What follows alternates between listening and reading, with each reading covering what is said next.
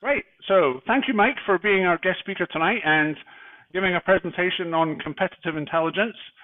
I know that you have lots of experience in this industry, and I'm sure you've got some anecdotes and some interesting case studies to tell us as well. So let's dive in, and I'll let you start your presentation. Okay, great. Well, thank you, James, and welcome everybody to the League of Entrepreneurs.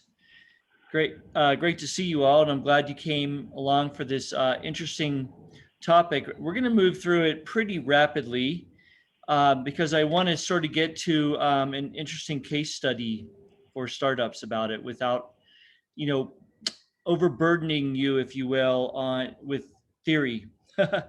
So the topic is competitive intelligence for startups. Here's the agenda. I'm going to skip through that. And just go over real quick into what is competitive intelligence. It's basically related to the collection and analysis of a company's competitors, as well as the industry and the market of the company's competitors, if you will.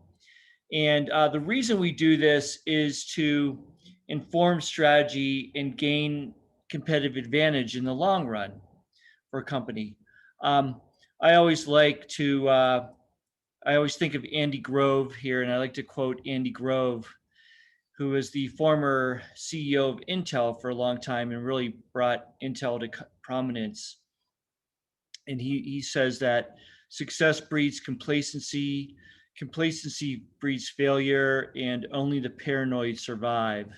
And oftentimes when he's quoted, people only quote that last line, only the paranoid survive, but it's in good context really about complacency and what having a competitive intelligence function, even if it's informal, enables you to do, whether you're successful or not, really is like avoids complacency and just be, a little bit paranoid about the competition, which is healthy, we think, in business anyway. Okay, and then a real quick overview of MI versus CI.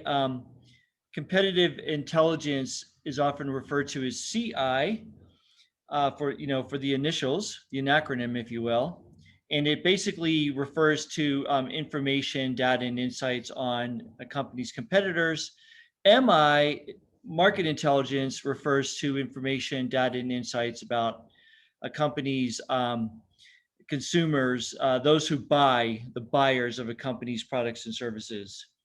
And why is this important? Well, this is basically important because these two, MI and CI, I believe, really go hand in hand. And a lot of times you see startups that really focus on just MI, market intelligence, and maybe don't give enough attention to competitive intelligence, CI. But when you do competitive intelligence, when you learn about your competitors as a company, you also learn a lot about the market itself and the different market segments and maybe even the gaps there. And the same thing happens when you study markets. You learn more about the competition. But what's interesting is that doing CI, competitive intelligence, can actually help you to rapidly gain insight into the market quicker than going to the market itself, if you will, to survey it or to investigate the market that is the body of buyers and consumers. Sorry, Mike, is it possible to make it like a presentation mode because the slides are like smaller? Really big? Yeah, like a presentation. Sure. One. Yeah, it's just you'll have to excuse me in case I in case I get stuck and I have to like stop sharing. But yeah, I'll do that. Okay, great. How about that? There we go. So I wanted to talk a little bit before I get into talking specifically about startups. Just real quick mention, in larger companies often have competitive intelligence functions or even departments, and they might call them different things. Some are quite straightforward and call them their CI department. Some might call it their strategy department, if you will. Some of them mix it into like strategy and acquisitions, but they all kind of act in the same way. And they basically, they're out collecting intelligence about competitors and potential competitors as well.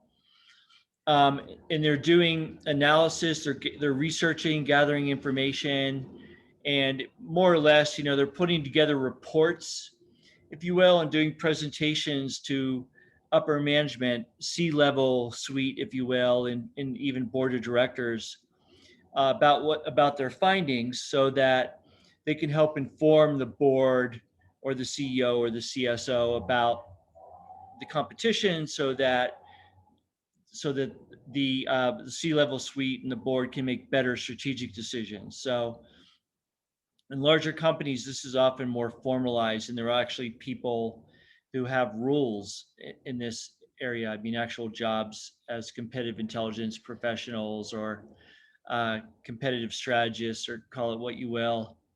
But of course, startups, we can't afford that, to do that much research and have that heavy of a burden on our expense, on our profit and loss statements.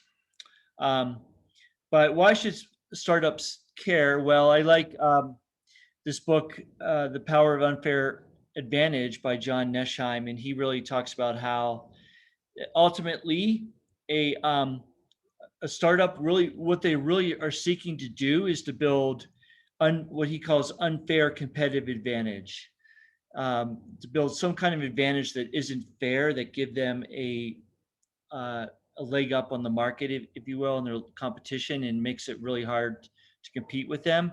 And they're trying to do that over the long term. And that kind of like gives them market power that enables them to achieve excess profits. Okay, so some more sort of less abstract reasons are that one of the things that doing competitive intelligence allows you to do is to avoid surprises from, say, out of the blue startup activities, or just things that all of a sudden jump in front of your lane, if you will, from other startups or from larger companies. So by collecting intelligence and kind of monitoring the environment of competition, you help avoid those surprises, because you kind of get some inkling or some idea of what the competition might be up to, or at least who they are. It also, of course, like in a big company, it informs your strategy, and that includes areas such as product development, how you're going to develop your product, how you're going to segment your market, the different ways to think about the market, so your segmentation is a little better. Your pricing, of course, is very important. I'm sure a lot of you have already started probably looking at this, at your competition and where their prices are, and what your strategy is going to be around that. Your distribution channels as well are very important.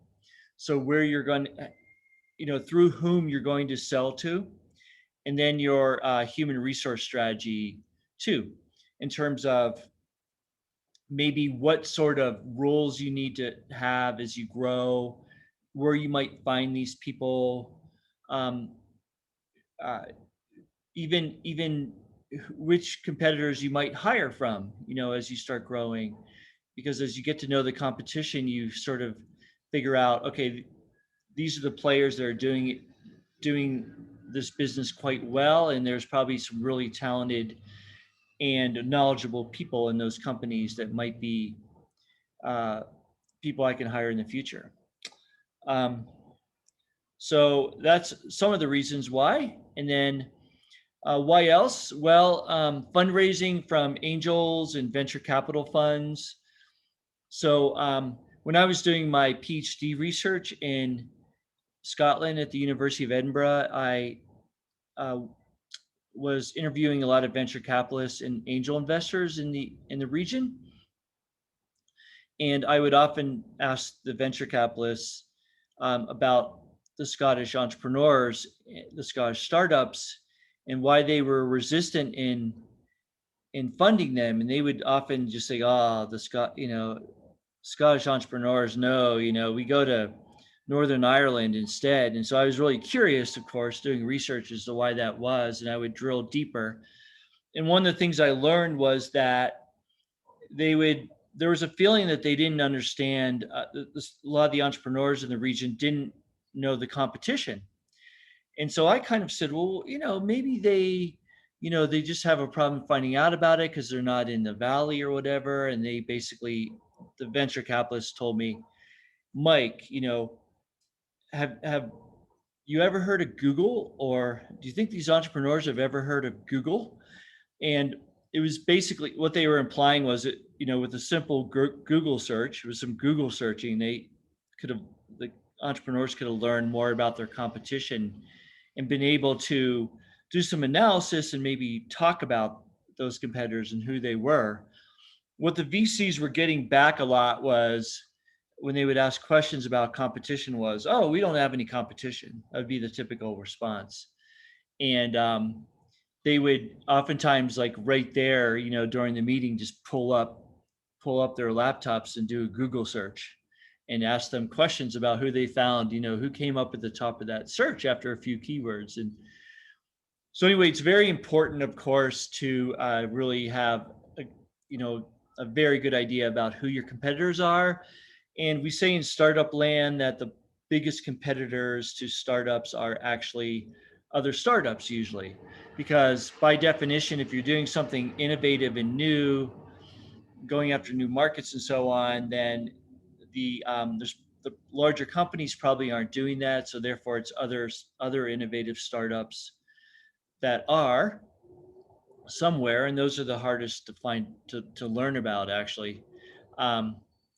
Another reason for, which I'm going to talk a little bit more about later, is potential mergers and acquisitions. This is another reason why you can do competitive research and gather intelligence. It'll help you with that. And a lot of startup entrepreneurs don't think that's an option, but it is. And I'm going to take you through a case showing you that. Another thing is when you're mapping out your exit strategy, you're thinking far off into the future, in trying to position yourself, you might be able to identify some potential acquirers. And I can think of a case in particular where there was an entrepreneur in Edinburgh who they were informatics PhDs, and they wanted to work for a particular company in Silicon Valley, but they just couldn't get into it in terms of getting hired and so forth. And so I suggested, I'm like, why don't you learn as much as you can about the company, do some research, and then build a product that you could then take to them and sell to them, maybe market to them, or even let them use it as a beta user.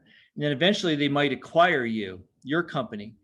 And that's basically exactly what they did. And they did get acquired by this big Silicon Valley company eventually, their firm, and they got quite wealthy.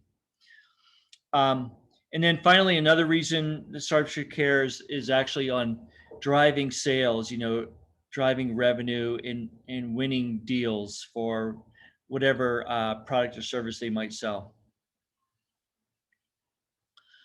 Okay, so here's a quick overview of some ethical, and I emphasize that, intelligence collection techniques, because a lot of times you find the industry of competitive intelligence actually has a lot of baggage associated with it, because over the years there have been like unethical practices with companies collecting intelligence on each other.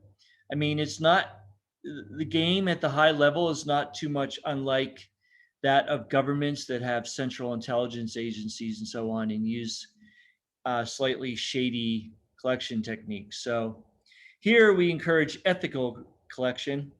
And how do you do that? Some of the areas, obviously you can read websites, social media, sales collateral. You can look at things such as Companies House and publicly available information, other legal filings. Actually, A lot of times really interesting information comes out when companies have to are involved with lawsuits and so forth, and they have to disclose. And those legal documents are quite revealing a lot of times, the things that they have to disclose to the court and file. Sales calls, doing sales calls or receiving sales calls is another area. Conducting customer surveys of, you may not know exactly who the competition's customers are, but you are able to kind of survey potential customers, and some of those customers will be customers of your competitor, and you can learn a lot from them by doing like qualitative interviews and other sorts of surveys about your competition. In the hotel industry, we used to do a lot of reader board reading. For instance, we would go around to other hotel lobbies and we would read their event boards to see who was coming in the house, and we collected all kinds of information that way, and we understood exactly who their clients, who their event clients were over time. And we would often like interview people in local restaurants and so on that we thought had stayed at hotels, and we'd learn more about the hotels that way and the pricing. This is before the internet, of course, which now you have very transparent pricing on the internet of all your competition, at least in the hotel industry. Okay, moving on, we've got, of course, news articles. You can also interview past employees as well, which I don't believe is unethical if they're willing to share information with you. And then, of course, chit chat with associates, former customers, and so forth as well. Talking with them and gathering information that way, too, is a really good primary technique that is ethical. Okay, what are some of the analytical tools? Some of the folks that are on the line will know of these. We use them in our accelerator. They're tools such as the competitive matrix, Porter's 5 forces, a SWOT analysis, which is strengths, weaknesses, opportunity, threat, using perceptual maps, and then wargaming, which is basically perceptual maps with strategic direction analysis, and then tools such as prisoner dilemma analysis. So I won't go too into these in the talk, but just to make you aware of them, here's some resources to find out about other startups. And some of you know these already. There's Crunchbase, AngelList, CB Insights, Alexa, and of course, Google itself. And there are a whole host of others as well to find information out about the competition. I wanted to talk about one tool in particular that are really interesting, that are used by big companies, but I think also for smaller growing firms too are really good tools for startups. And those are called sales battle cards. And they're kind of like all the rage right now in the CI world. And basically what they are, one page or one card kind of documents that people use, the companies will use that might list the competition, but they really kind of present the facts about the product or service and how it's presented. And they're made for salespeople so that they can refer to these when they're out selling, refer to them quickly and kind of they might have questions about the customers ask their common questions, and they have pre-listed responses. And they're basically just, one pagers that will help salespeople sell, and they often have competition on them. Here's an example of one that is from Compete IQ, from sales. There's some basically CRM applications here. So you got Oracle, Marketo, Sugar CRM, Salesforce CRM, and HubSpot. And there's basically a checklist of features and so forth. So you can go and look at some different templates. You can actually, I found on the net some downloadable templates for sales battle cards that you can use to make your own. Especially good once you get, more than one salesperson out there for your startup, just so you have consistency across the organization, and you can produce these pretty quickly and keep them updated and then distribute them to everybody. And they are just helpful. And especially if there's questions about the competition, you're able to respond. Okay, and an article I give you later, I refer to from SmartBug. They just talk about what sales battle cards should do. They should be able to skim. They should be easy to skim on the fly. They include responses to common objections that customers might have. And they focus on your company's most impactful value propositions, and they provide facts and statistics to back up your claims so that, you've got data, the sales people have data to give to potential customers. And again, ideally they should be used across your entire sales team, even if it's only too big at the time, just to ensure consistency. Okay, so now I want to go into a short case. And basically, I think one of the most underplayed areas for startups are actually in the acquisitions and mergers area. A lot of times we see startups that kind of are out competing on their own. They're small teams. They're, inevitably in very competitive space, and they're trying to do everything themselves, and they start to grow a little bit, but there's still a lot of competition out there, and that sort of retards growth. One of the through a good understanding of competition, you may identify some decent or some attractive merger and acquisition opportunities. Now, I wanted to talk in particular about this case called Course Info, which was started by 6 Cornell undergraduates at Cornell University. And I actually wrote the business plan for them in the summer of '97. And I worked with the team then. I was an MBA student at the time. But I remember finding in the plan that there were 15 competitors actually, and I did a lot of research on the competition. Course Info, by the way, was a course platform software. It was like Blackboard is, or today, let's see, Canvas, if you know Canvas, or Moodle. So it was one of the early platform softwares for building courses for universities or for individuals, as it came to be. Again, they were started by 6 undergrads. They had a really good technical team of computer science and software developers who at the time, were pretty webby and kind of were far ahead of a lot of other people in terms of knowing how to develop software, especially, what basically is a SaaS or a community platform, if you will, for building tools that people can use to build online courses. So they are quite ahead of their time in their ability to do that. And they built a really good little product, and they raised a little bit of money, but they kind of struggled for a while.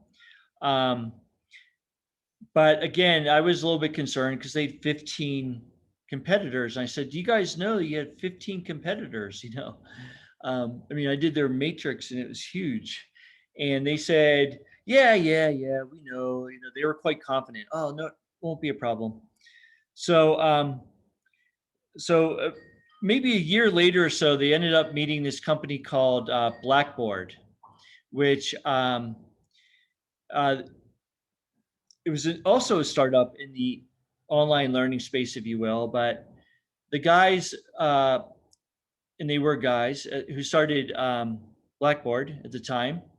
They were more ideas people, and they had a great vision for the market. They had the vision and everything, and they knew how to market. And they were a little bit older and more experienced. I think one of them or both were Harvard MBAs, so they had some good connections. They kind of have access to capital, and they had a lot of ideas on what they wanted to do, but they didn't have the technology part of it. So through good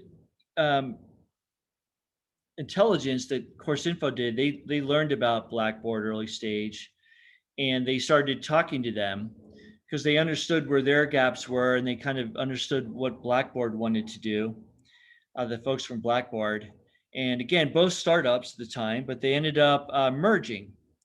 So Blackboard, the team from Blackboard kind of became like the marketing and finance engine of the company, and Course Info became the technology that drove, that drove the great product. And of course, they ended up expanding into multiple, hundreds, thousands of universities. And like, for example, I think the University of Edinburgh is still locked into using Blackboard as we speak, at quite a high quite a high annual subscription fee.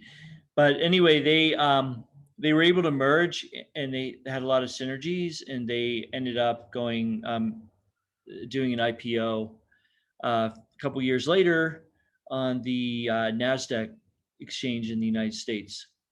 So I just wanted to kind of throw that out there and kind of encourage you as you think about your competition, as you do research and so forth, to consider that at some point, to really identify your gaps and really identify the strategies and sort of the strengths and weaknesses of other startups. And there may be opportunities for combining organizations and growing faster. These two happen to merge, but there's also acquisitions as well. So that helps too. That's just when you outright buy a company. The startup will just buy another one. And again, that takes there's two ways to acquire other companies, right? You could do it with cash, or you could do it with stock. So equity stock, you may not have had to necessarily raise cash yet if you can find the right acquisition target that's willing to take your stock as remittance, if you will. Okay, so that's basically my presentation there. I didn't want to take too long on it, and it's better to have a discussion. I think I just wanted to bring up this organization here called the Strategic and Competitive Intelligence Professionals Organization. It's a nonprofit. It's been around since '86.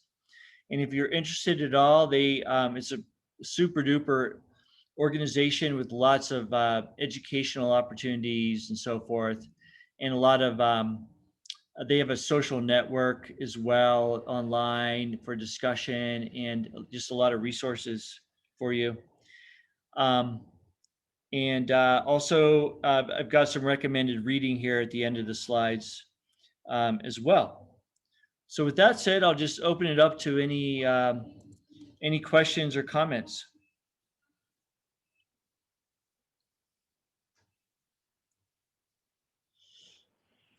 I'll maybe start off with a question. What kind of things do you want to be benchmarking yourself with other organizations? And Mike? Great question. Well, it depends, on the space and so forth, but definitely things such as number of customers, average price per unit of whether it's service or sales. Growth rates are really important. Oftentimes people benchmark themselves traditionally, with number of employees, although that may not be so important now. If they're webby companies, or more internet or mobile based, then metrics such as uh, acquisition cost of a customer, lifetime value of a customer sort of metrics, customer acquisition costs are really important. With Alexa, which I showed you earlier real quick, one of the resources, you can get all kinds of information on web traffic and so forth, which may or may not be so key. And then I would say too, like just looking at I would even say the more qualitatively, like the look and feel of the branding and marketing, how compelling that is. Again, depending if it's consumer or business. Customer service is really important to benchmark against, I think, as well, like the quality of customer service and responsiveness to customers. I mean, that's just so key, I think, today in almost any industry. So there's a few. Okay, thanks. Anybody else have a question for Mike?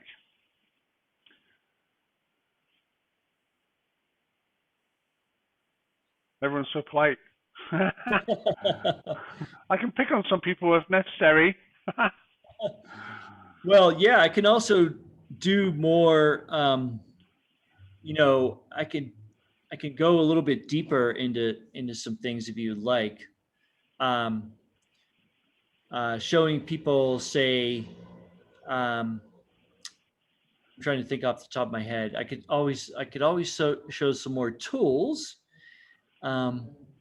I could show what perceptual maps look like. Some of our folks have already had though, or will have. Any disaster stories of people who got it wrong, Mike? Good question. Yeah, good question. Oh, wow.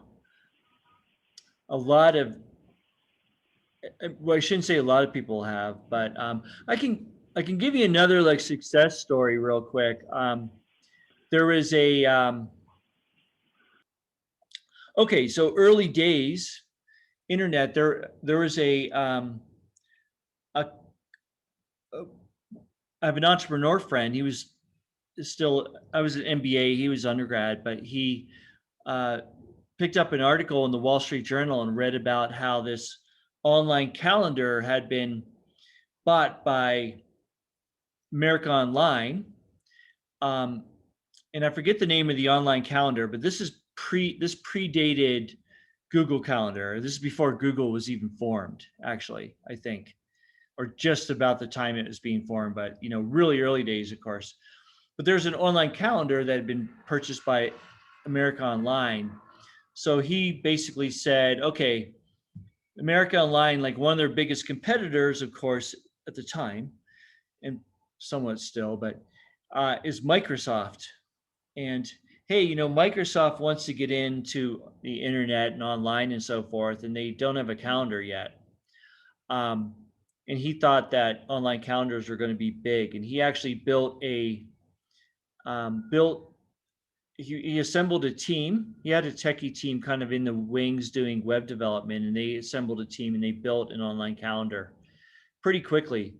And then they marketed it by going to basically to trade shows and so forth. And they got a stand and they just marketed this. It was called Jump.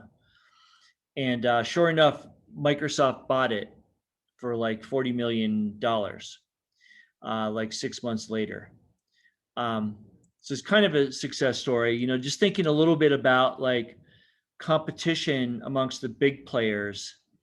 And if you take a look at what bigger players are acquiring, so forth, because they compete against each other, and they've done all the thinking already, the analysis about what space they need to be in and why. I mean, at the time, these players knew that online calendars were going to be big someday, and that they were going to attract a lot of users. And at the time, it was all about gathering users, internet users, and acquiring them. So that was a kind of a clever move, if you will. But yeah, I got to think a little bit about like disaster stories a little bit. I think a lot of times, like the competition is just really kind of um, subtle out there. I mean, I don't want to use the examples of restaurants, but it's because it's so blatant. But I mean, the profitability in the restaurant industry is only like 5%. Although, the variance can be quite large. A lot of some restaurants can make 30% of the bottom line, but most only make like 5% in net income.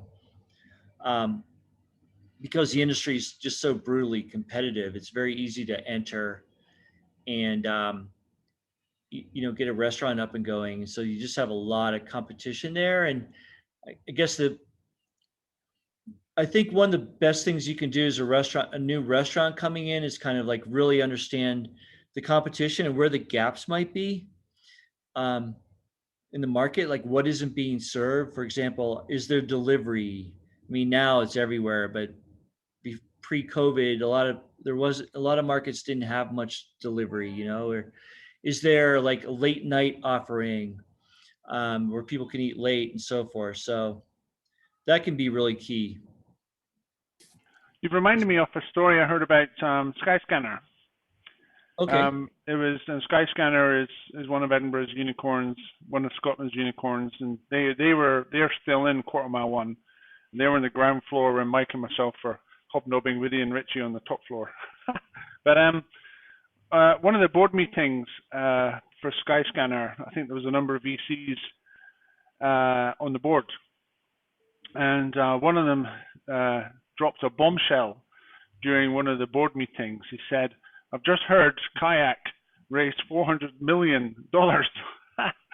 And so the board said, "Right, we're not going to compete in America anymore against Kayak. Let's concentrate on Europe." And so, the gossip between the VCs, the intelligence obviously came in through the grapevine, as it were. But if Skyscanner and Kayak had gone head to head, then it would have wasted a lot of money, time, and effort. Right. And so that was just a story I've heard of. So can I just say this? It seems to be somebody's phone ringing in the background. I don't know whose phone it is. That's my phone. I'm trying to turn it off now. That's why I brought this over here. Oh. It's been ringing nonstop. My apologies. Somebody wants to phone up and say, "Hey, you're on telly, Mike." Yeah. I think Kenny has a question. He's unmuted himself. Yeah, no, I was just, it's more of an observation, right? You were talking about how they do this at a corporate level, right? Where you can be quite systematic, right, with your competitor research. Take the emotion out of the equation. I think contrast that to a startup where you've got your idea, and it's probably an element of self-preservation. You don't, like, part of you doesn't want to Google it because you don't want to see somebody's already copied your idea or already thought of your idea first. So there is an element, there's quite a, from my experience, certainly, when you maybe think of something, then you go, the first thing you do is you go to Google. It's quite a painful experience sometimes. Maybe it's a Scottish thing, to your point earlier around, Scottish people not being very good at the competitor intelligence, but I suppose that is one of the kind of things that would stop. There is an emotional element of not wanting to cover something that's going to kill your idea. You want to incubate. Maybe to open up, to ask you is like, is that a bad thing necessarily? If you find something, somebody's got your website, somebody's got a very similar concept, very similar idea, they're faster to market. How should you kind of react to that or use that information? Yeah, I mean, in a way, it's a good thing because it helps verify the market, that a market does exist if there's competition. But no matter what, like any good idea or anything where there's a market, there's going to be competition. I mean, I meet entrepreneurs all the time, like, "Oh, wow, like I had the same idea, and it's exactly what they think these are brilliant ideas, but if they're good ideas or there's a market for it, there's going to be somebody else who did it." So the main thing is to learn about them, learn about that competitor, and by learning more about them, you learn more about the market, and also you learn more about them and where the gaps are, it may be geographical gap, as James talked about Skyscanner, who decided to do a rest of world strategy, we call it, first and do the US last.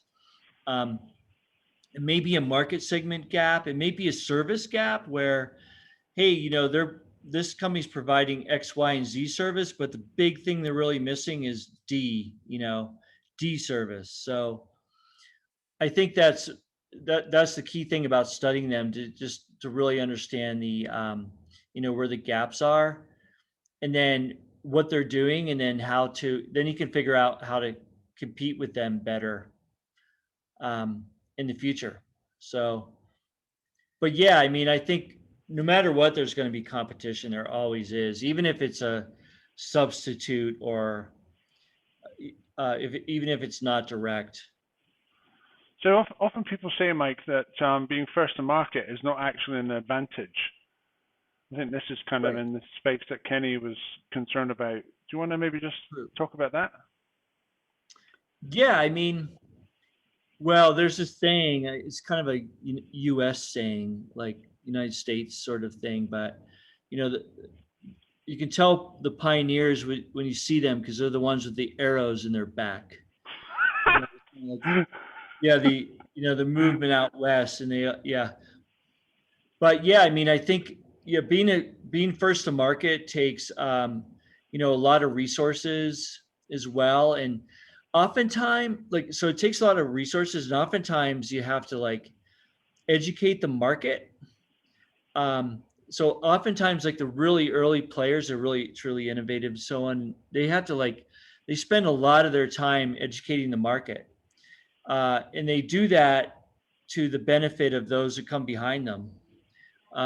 Usually, so it's usually the later entrants that benefit from the early education that the early movers made. And so I think that's one of the biggest thing, is just the cost of acquisition is a lot higher, customer acquisition, because of that factor, because there's this education factor. That's kind of my take on it. It just takes a lot more resources to be first and make it work. Yeah. Whereas if you come later, you could figure it out a little bit more, and then you can maybe offer something just a little bit better that people are like, yeah. I mean, I hate to use the example, but it's like Facebook, was much later in the game. I mean, they weren't the first mover. There were lots of social networks before that. Like, hate to use the old, beat a dead horse, but like Friendster, for example, was one that came much earlier. So I mean, there was a lot of, what's the word, educating and padding of the market before Facebook came along and just dominated. We have a question in the chat, Mike. What's your opinion on having a competitive intelligence done by a third party? Well, I think it's really good. I think it's a really good thing to do, because it takes the the emotion out of it, and it also gives. You can also hire somebody that has more experience, that may not tell you something you want to hear, but is really good at doing collecting, and also it kind of allows the the ethical intelligence gathering to be done without you having to do it from the company side, so they can actually do more, and use some maybe different techniques that you may not want to use, such as sales calls and so forth. So yeah, it's a really good thing to do, but of course, you got to balance that with the cost of outsourcing it. But there are a lot of third-party competitive intelligence firms out there that do this. Okay. Do you hear any one of them are using AI or something like that? Because I've heard some time ago that one company used AI in order to find the gaps in the patents. So, for example, when I worked with the turbines, there was one design of turbines with 2 blades, and after in Japan they patented almost the same, but just 3 blades. So it's just the AI probably could find all the gaps and just find where the steps is better to go. Sure. Yeah, I mean, in fact, I just looked at the Society of Competitive Intelligence newsletter, and there's a bunch of events coming up on like big data and competitive intelligence and AI and CI. So yeah, that's being that kind of stuff is being done a lot and discussed a lot right now, for sure. So That's all basically, I big really companies have like to say Google, about it. Sorry? big companies like Google has big advantage. Yeah, exactly. It gives like the bigger players more of an advantage and so forth. But I think what's hard to do a lot of times is, when you have like really, how do I put it, like kind of quantitative data and so on, it's really hard to kind of get those like really insightful qualitative findings that really could make a big difference as well. Like it's kind of hard to analyze for making big strategic positioning sort of moves. I believe it can inform it a bit, but it's kind of hard to draw like really big conclusions from it. So we have about 4 minutes left of this before we're going to break out into our networking rooms. So if you have a question, don't be shy. Just quickly ask Mike, and Mike will answer it quickly as well. Last chance.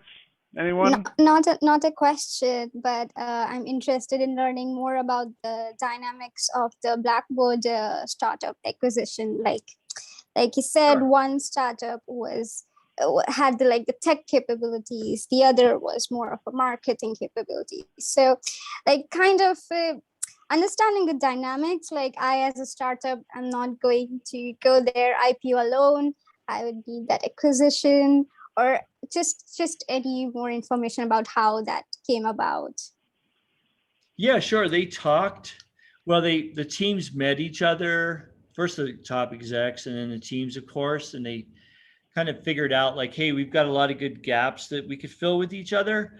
And then they basically did a merger of stocks. So they actually merged their stock together, their equity, which is kind of like a legal, took the work of some lawyers to do, but not rocket science. So the value of everybody's shares went up after that right away. Not the per unit value, but the overall value. So yeah, and then so the really hard thing about doing mergers and acquisitions is like cultural integration of the companies, because there's different cultures that emerge and teams and ways of doing things. So that's actually the most difficult thing to do, and I think that's why a lot of companies don't do it. So that took a lot of talking and obviously some leadership. I mean, that's all that area of like cultural transformation, and maybe they need a coach to help in there, and a little bit of consulting, maybe the cultural side, depending on the size of the teams. And then, then you have to like reorg the whole organization in a way and reposition everybody, and everybody, you want to get everybody on the same page with that and why it makes sense. So yeah, a kind lot of of it's like explore selling the vision to everyone, like, hey, if we merge, this is what it will look like, and this is why we'll do better together. Yeah, I was gonna say like kind of exploring the organizational behavior aspect of it as well. Yeah, exactly. Yeah. That's probably the most difficult, because the numbers, like the stock piece, aren't as hard. But yeah. Okay, well, it's 8 o'clock now, so we're scheduled to have our breakout rooms now, and just we're gonna some of you are networking with Mike, and some of you will be networking me, and so we can do that for about half an hour. If you need to go in half an hour, or you want to stay for longer and chat some more, then you could do that as well. But we'll probably not be going beyond 9 o'clock, because it's late for some of us. I know that the ladies in Thailand, it's probably approaching midnight, if it's not already midnight. But I'm just going to activate the rooms now. So thank you, Mike, for your presentation. I really do appreciate it. No problem. Thank you for having me. Hey, Great. Yeah, so we've got a mystery guest speaker next month. So watch this space to find out who that is. Oh, cool. All right, so I'm going to activate the rooms now. Hopefully this will work.